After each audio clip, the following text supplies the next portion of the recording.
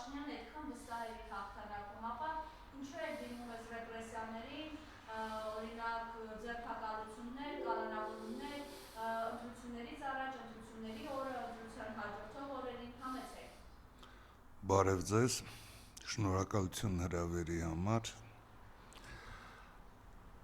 Այսպիսի խայտառակ ընտրություններ այս 35 տարվա մեջ չի եղել երբեք։ Սա պարզապես խայտառակություն էր։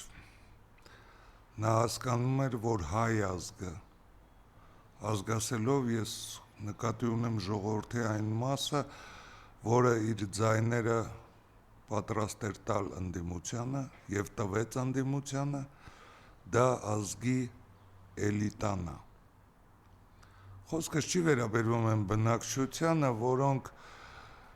որոնց մեջ հոգուատելությունը այնքան շատ է, որ անուղելի է։ Դա արդեն անուղելի է, դա հիվանդություն է։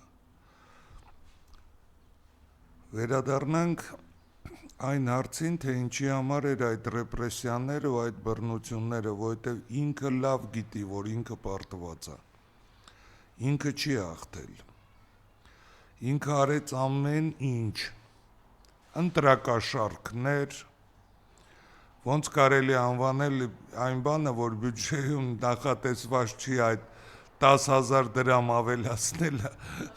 թոշակառուներին, ու նա ավելացնում է 10,000 դրամ։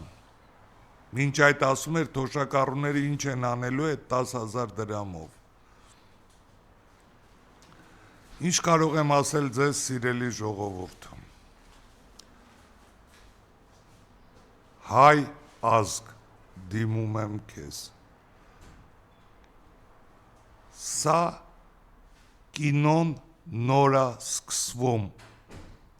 Սա մի գրված սցենար էր ադրբեջանա-թուրքական ոհմակի կողմից, որպեսզի այս ավարտվեր, բայց սա չի ավարտվելու, կինոն նոր է սկսում։ Դե հիմա սպասեք, ադրբեջանա-թուրքական ոհմակի ներկայացուցիչներ,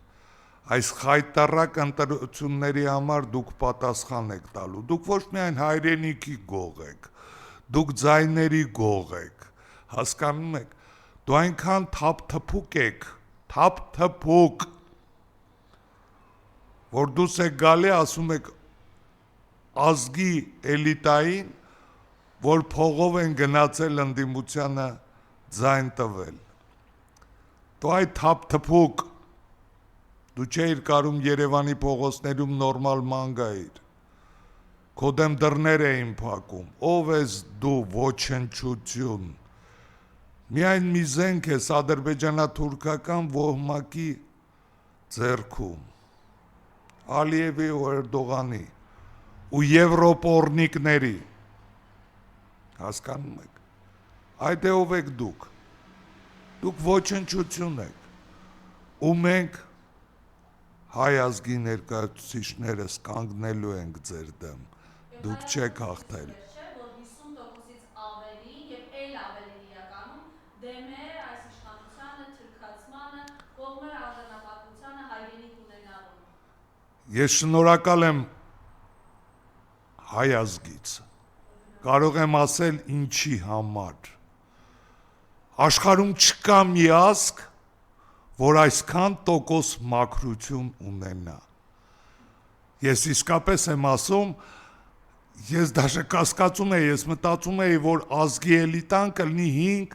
5, 6, 10%, բայց որ 50-ից ավել տոկոս ազգի էլիտա, ազնվությամբ դա խոսում է հայ ազգի մեծության մասին։ Սիրելի հայ ազգ, ձեռքներդ մի թուլացրեք, մենք կանգնած ենք ու պայքարելու ենք մինչև, ոնց ասեմ, մինչև հաղթանակ, չմոռանաք Նժդեի բառերը, մենք առաջի հերթին պետք է հաղթենք մեր ներքին թուրքին, ներքին թուրքը այսօր իշխանությանը, մենք չենք հանձնվելու, մենք այս խայտառակությունից պետք է դուրս գանք, այս ամոթի խարանը, որ կրում ենք, մենք պետքա դուրս գանք սրա միջից։ Մենք պետքա հաղթենք։ Չընկճվեք, խնդրում եմ, կինոն նոր է սկսվում։ Ու սկսվում է այն կինոն, որ բոլորը, շատերը, հայ ազգի մեծամասնությունը, 10 միլիոն ազգի մոտավորապես 75-ից 80%-ը սպասում է սրանց պատժին։ Ու դա լինելու է։ Իսկ այդ բնակչությանը, որոնք ձայն են տվել այս ոհմակին, կասեմ, դու գիտեք ձեզ ինչ է սպասում, ակցիզների թանկացում, արդեն հայտարարված, դու գիտեք, որ այդ 10,000 դրամը դառնալու է 10 դրամ, դուք այդքանը գիտեք, չէ, դուք չգիտեք, դուք միայն թվեր գիտեք, իսկ թե այդ թվերը ինչքան ոչնչություն են դառնում, դուք դա չգիտեք, դուք չգիտեք հələ ձեր գլխի գալիքը, հասկանում եք, ձեզ ինչ է սպասում,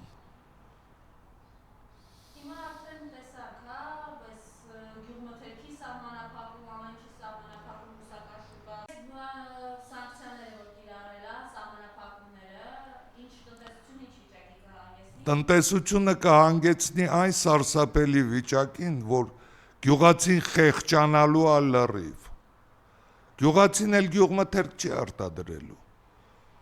որովհետև ինքը ապրելու է վնասով Հայաստանը չունի այդ շուկան, մոտավորապես 100-ից ավելի տարի հայկական հայ գյուղացին ապրել է Ռուսաստանի շուկայի, սովետական միության շուկայի սկզբից, հետո Ռուսաստանի շուկայի հաշվին։ Ինչ եվրոպական շուկայի մասին եք դուք խոսում, դուք կարող եք ասել, դուք կարող եք մտնել եվրոպական ստանդարտների մեջ, չէ, չեք կարա, որովհետև ձեզ չեն ընդունի,